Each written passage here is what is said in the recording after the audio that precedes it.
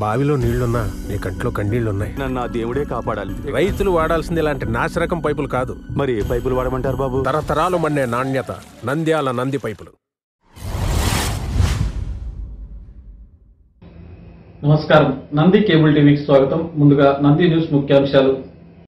ప్రజలకు మెరుగైన రీతిలో రెవెన్యూ సర్వీసులు అందించాలంటున్న జిల్లా కలెక్టర్ రాజకుమారి.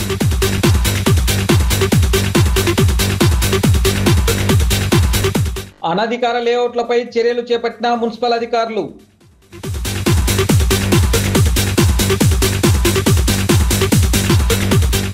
ఇండియన్ రెడ్ క్రాస్ ఆధ్వర్యంలో రక్తదాన శిబిరం.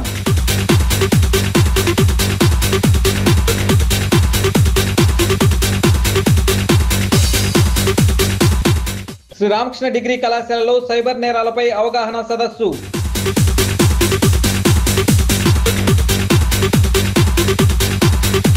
శ్రీ పరంజ్యోతి మానవ సేవా సమితి ఆధ్వర్యంలో 108 మంది స్త్రీలకు శ్రీమంతం.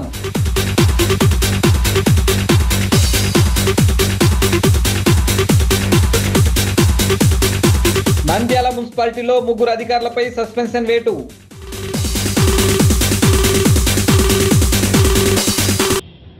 ప్రజలకు మెరుగైన రీతిలో రెవెన్యూ సర్వీసులు అందించాలని, అవినీతి అక్రమాలకు పాల్పడితే కఠిన చర్యలు తప్పవని జిల్లా కలెక్టర్ రాజకుమారి గనియా తెలిపారు.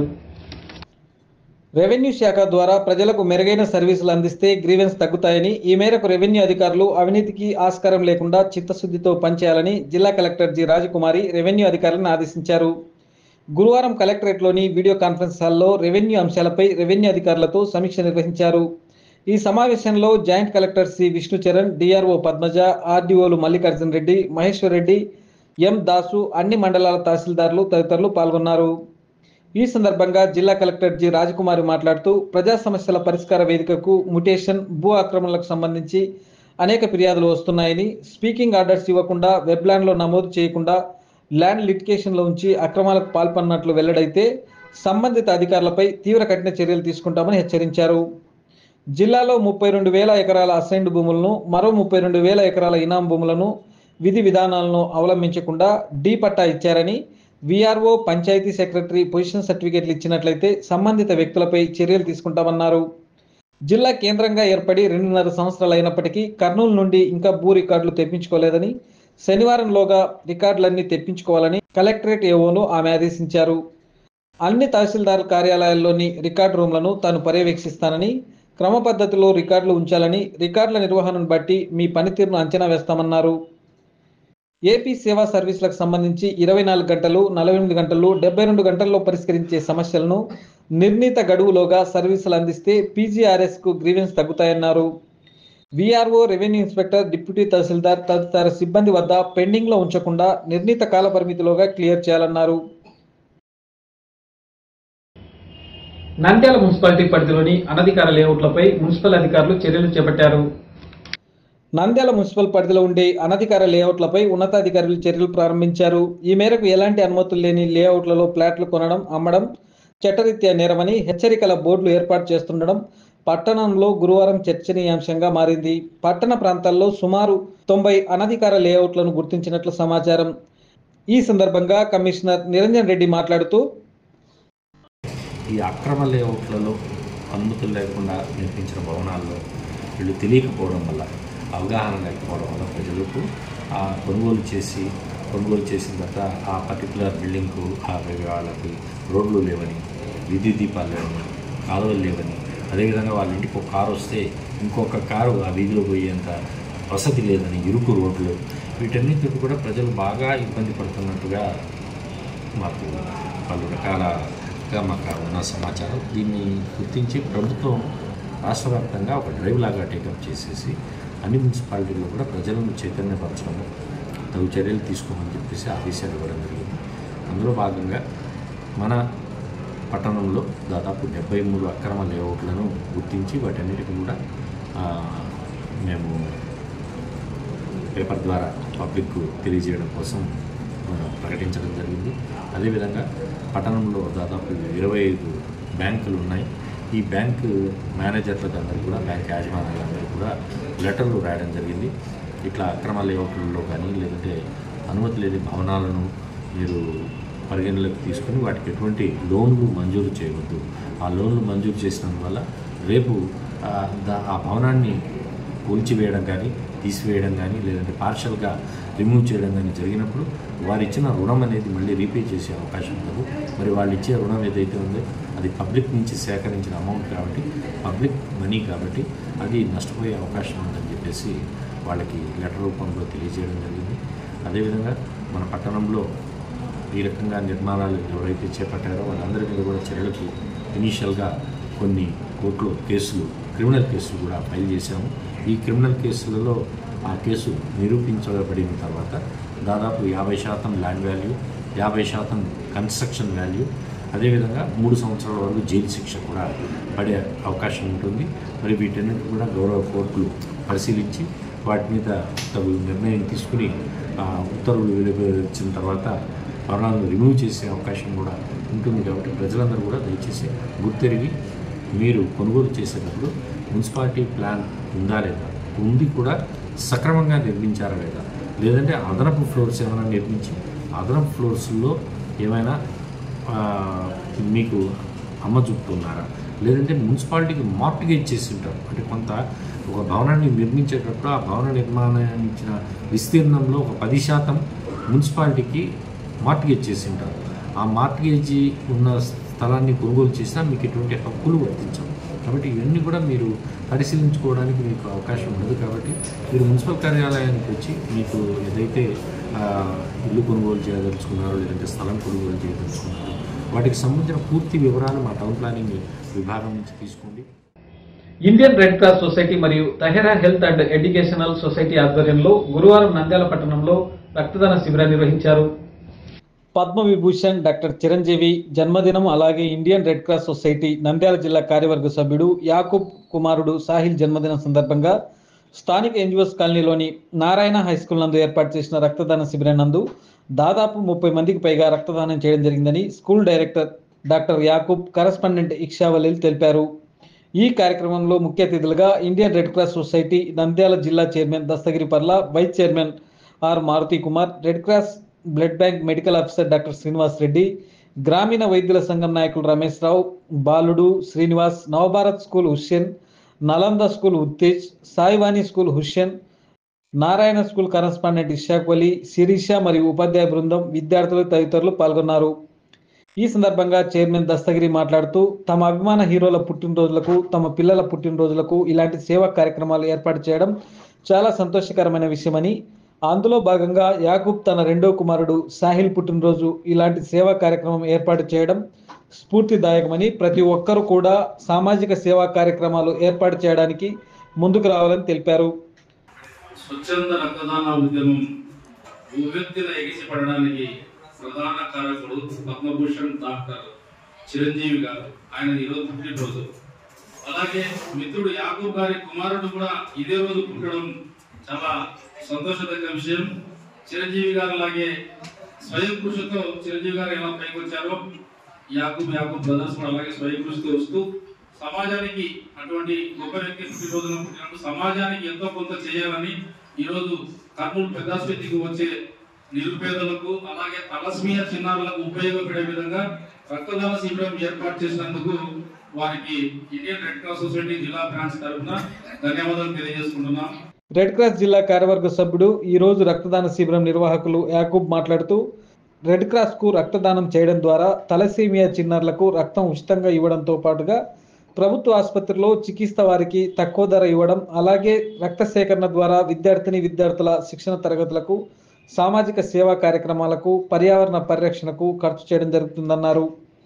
ఈ కార్యక్రమంలో దాదాపు 30 మంది రక్తదానం చేయడం జరిగిందని తెలిపారు. సొసైటీ మరియు తహెరా హెల్త్ అండ్ ఎడ్యుకేషనల్ సొసైటీ వారి ఆధ్వర్యంలో రక్తదాన శిబిరం ఏర్పాటు చేయడం జరిగింది.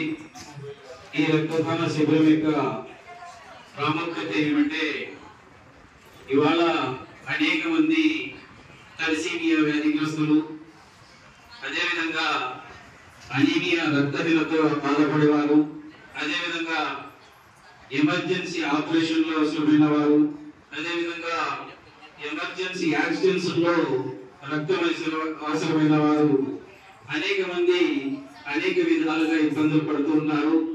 వారి ఇబ్బందుల్ని గుర్తించి వారికి రక్తం అవసరమైనప్పుడు ఇండియన్ రెడ్ క్రాస్ సొసైటీ ద్వారా రక్తం అందించి అనేక కార్యక్రమాలు జరుగుతున్నప్పటికీ ఎక్కడో కొంత వ్యక్తి ఉంది. ఇలాంటి మెగా క్యాంపుల ద్వారా వారికి మరిన్ని రక్తం యూనిట్లు అందించాలనే ఉద్దేశంతోనే ఇవాళ Narayana English medium school NGOs colony ప్రాంగణంలో ఈ కార్యక్రమం ఏర్పాటు చేయడం జరిగింది. ముఖ్యంగా ఇండియన్ రెడ్ క్రాస్ సొసైటీ ఆధ్వర్యంలో అలాగే Tahera health and educational society ఆధ్వర్యంలో ఈరోజు రక్తదాన శిబిరం ఏర్పాటు చేయడం జరిగింది. ఈరోజు ఒక ఇంపార్టెన్స్ ఏంటంటే మా అబ్బాయి మహమ్మద్ సాయి జన్మదినాన్ని నిరాడంబరంగా వేరే కార్యక్రమాలకు ఖర్చు చేయకున్నట్ల ఈరోజు ఒక స్పెషల్ ప్రోగ్రామ్ లాగా వాళ్ళకు కూడా ఒక రోల్ మోడల్ ఉండాలని భవిష్యత్తులో పలు వ్యక్తులు మా మిత్ర బృందం మా ఉపాధ్యాయ బృందం అందరూ స్వచ్ఛందంగా రక్తదానం చేయడానికి ముందుకు రావడం చాలా అభినందనీయం. గురువారం నంద్యాల పట్టణంలోని శ్రీ రామకృష్ణ డిగ్రీ కళాశాల యందు విద్యార్థులకు సైబర్ నేరాలపై అవగాహన సదస్సును ఏర్పాటు చేశారు. స్థానిక శ్రీ రామకృష్ణ డిగ్రీ కళాశాలలో గురువారం శ్రీ రామకృష్ణారెడ్డి ఆధ్వర్యంలో స్వామి వివేకానంద ఆడిటోరియంలో సైబర్ నేరాలపై అవగాహన సదస్సును ఏర్పాటు చేయడం జరిగింది.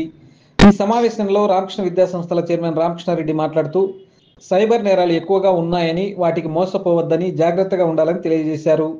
ఈ సమావేశానికి ముఖ్య అతిథిగా వచ్చిన సైబర్ క్రైమ్ సెల్ ఎస్ఐ కుమారి మేడం మాట్లాడుతూ సైబర్ నేరాలు ఎలా జరుగుతున్నాయని వాటి నుండి ఎలా కాపాడుకోవాలని వాటికి మోసపోకుండా ఉండాలనే అంశాలపై చర్చ చేస్తూ వాటితో పాటు 1930 మరియు సైబర్ 9154987034 మరియు జనరల్ సైబర్ 9154987020 అనే నెంబర్లకు సమాచారం అందించాలని తెలియజేశారు. అంతేకాకుండా యువత వారి బారి నుండి పడకుండా ఎలా రక్షించుకోవాలో సంబంధిత అధికారులకు సమాచారంను ఎలా అందజేయాలో వివరించారు. అనంతరం ప్రిన్సిపల్ మాట్లాడుతూ కొత్త వారు ఎవరైనా ఫోన్ చేసినప్పుడు జాగ్రత్తగా ఉండాలని అకౌంట్ నెంబర్లు కానీ వారి పూర్తి డీటెయిల్స్ కానీ ఇవ్వరాదని తెలియజేశారు. ఈ సమావేశంలో ప్రిన్సిపల్ అధ్యాపక బృందం ఎన్ఎస్ఎస్ పిఓబి రమణమ్మ విద్యార్థులు తదితరులు పాల్గొన్నారు. అలా గేమ్ ఇంట్రెస్టింగ్ అలా వాళ్ళు ఒక గేమ్ లింక్ పంపిస్తారు. లింక్ పంపించి దాన్ని క్లిక్ చేస్తే ఆటోమేటిక్గా మీ అకౌంట్లో మనీ వాళ్ళ అకౌంట్కి ట్రాన్స్ఫర్ అయిపోతాయి ఆటోమేటిక్. ఫస్ట్ దీంట్లో సైబర్ క్రైమ్స్లో ఎన్ని అఫెన్సెస్ ఎలా జరుగుతాయంటే ఫస్ట్ లేడీస్ గురించి చెప్తారు. లేడీస్ మీరు ఇన్స్టాగ్రామ్ కానీ ఫేస్బుక్ కానీ సంథింగ్ ఏదైనా మీ ప్రొఫైల్ అనేది పబ్లిక్ కాకుండా ఫ్రెండ్స్లోనే ఉండాలి. అది ఎప్పుడు అసలు మీ ప్రొఫైల్ అనేది ఎప్పుడు షేర్ చేయకూడదు.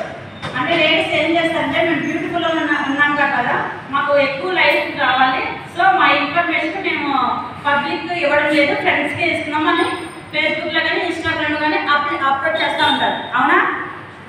చేయరా? మీరు ఎవరు చేయడం లేదా? ఓ వెరీ గుడ్. గురువారం నంద్యాల పట్టణంలోని శ్రీ పరంజ్యోతి మానవ సేవా సమితి ఆధ్వర్యంలో 108 మంది గర్భిణీ స్త్రీలకు శ్రీమంతం నిర్వహించారు. శ్రీ పరంజ్యోతి మానవ సేవా సమితి వారు జిల్లా జనరల్ హాస్పిటల్ నందు 108 మంది గర్భిణీ స్త్రీలకు శ్రీమంతం నిర్వహించారు. ఈ కార్యక్రమంలో పరంజ్యోతి మానవ సేవా సమితి నిర్వాహకురాలు దీక్షిత దాసాజీ ఆధ్వర్యంలో జరిగింది. గర్భిణీ స్త్రీలకు ఏ విధంగా ఉండాలని, వారు నిరంతరం తమ బిడ్డలతో మాట్లాడుతూ ఉండాలని, మంచి వాతావరణంలో ఉండి దేశ క్షేమాన్ని కుటుంబ క్షేమాన్ని కాంక్షించేటువంటి బిడ్డకు జన్మనివ్వాలని ఆశీర్వదించారు. వారందరి కోసం ప్రార్థనలు చేశారు. ఈ కార్యక్రమంలో జనరల్ హాస్పిటల్స్ సూపరింటెండెంట్ మరియు డాక్టర్లు తదితరులు పాల్గొన్నారు. నంద్యాల ఐఎంఏ అధ్యక్షురాలు డాక్టర్ వసుధారాణి ముఖ్య అతిథిగా పాల్గొని సందేశం ఇచ్చారు. ఈ కార్యక్రమంలో శ్రీ పరంజ్యోతి మానవ సేవా సమితి కార్యకర్తలందరూ పాల్గొన్నారు. గర్భిణీ స్త్రీలకు పసుపు, కుంకుమ, గంధము, అక్షింతలు, చీర, గాజులు, రవిక, పండ్లు, స్వీట్స్, పువ్వులు మొదలగు మంగళకరమైన వాయనములు ఇచ్చి సీమంతం చేయట వైభవంగా జరిగిందని తెలిపారు. ముత్తైదువులకు గర్భిణీ స్త్రీలకు ప్రథమంగా శ్రీ కల్కి మానవ సేవా సమితి, పరంజ్యోతి సేవా సమితి వారు ఈ దేశానికి రాబోయేటటువంటి తరము బిడ్డలు స్టార్ చైల్డ్గా ఉండాలని, వారి లోపల వ్యక్తి నిర్మాణం జరిగి ఈ దేశానికి వాళ్ళ కుటుంబానికి మంచి గుణాలతో వారి బిడ్డ బయటికి రావాలని చెప్పినటువంటి ఉద్దేశంతోనే ఈ శ్రీమంతం కార్యక్రమాన్ని నిర్వహిస్తూ ఉంటారు.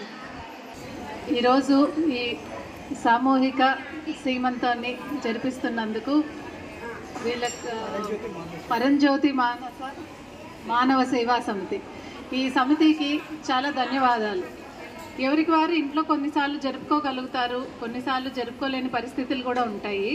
అయినా ఒక మంచి ఉద్దేశంతో నిండు మనుషుల్ని ఇలా ఆశీర్వదిస్తున్న ఈ సంస్థకు నా ధన్యవాదాలు.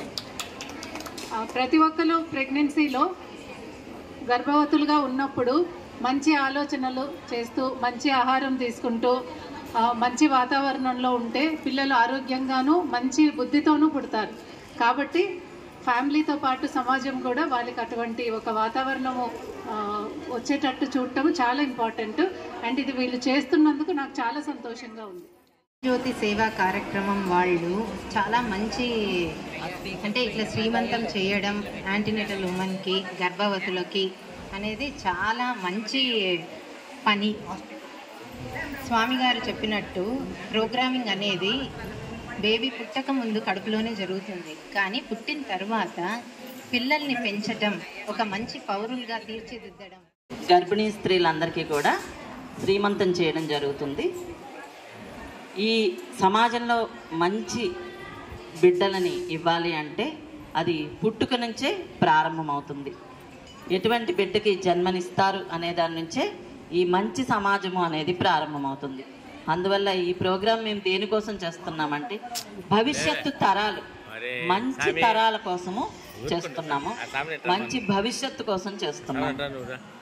అంతేకాదు గర్భంలో ఉన్నప్పటి నుంచి, అంటే బీజం పడిన దగ్గర నుంచే శిశువు బాహ్య ప్రపంచంలో ఉండేటువంటి అన్ని విషయాలని రిసీవ్ చేసుకోవడం జరుగుతుంది, స్వీకరించడం జరుగుతుంది.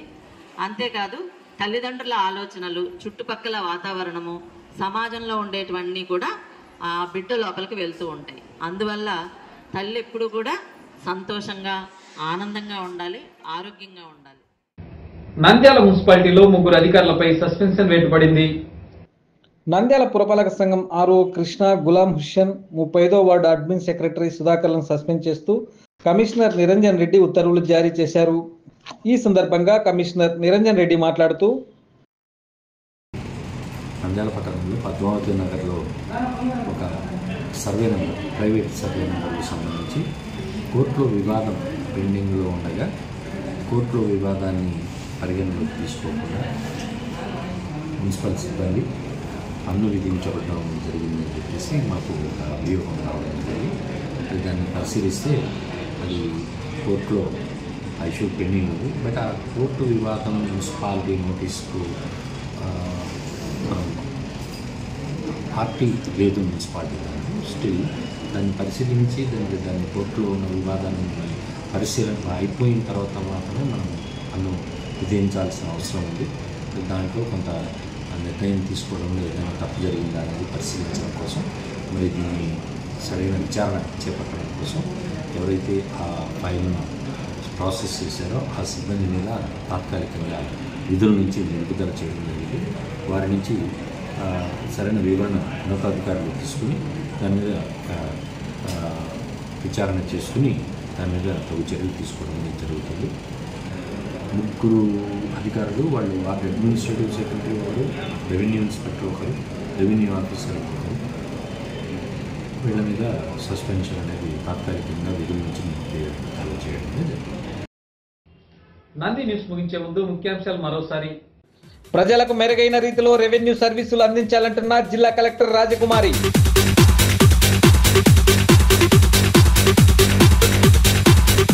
అనధికార లేఅవుట్లపై చర్యలు చేపట్టిన మున్సిపల్ అధికారులు.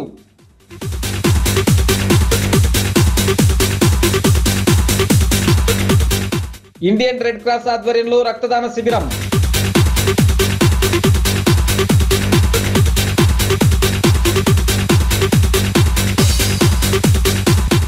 శ్రీ రామకృష్ణ డిగ్రీ కళాశాలలో సైబర్ నేరాలపై అవగాహన సదస్సు.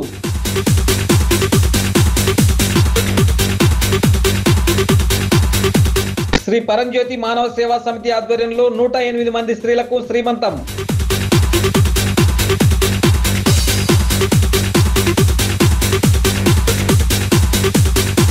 నంద్యాల మున్సిపాలిటీలో 3 అధికారులపై సస్పెన్షన్ వేటు.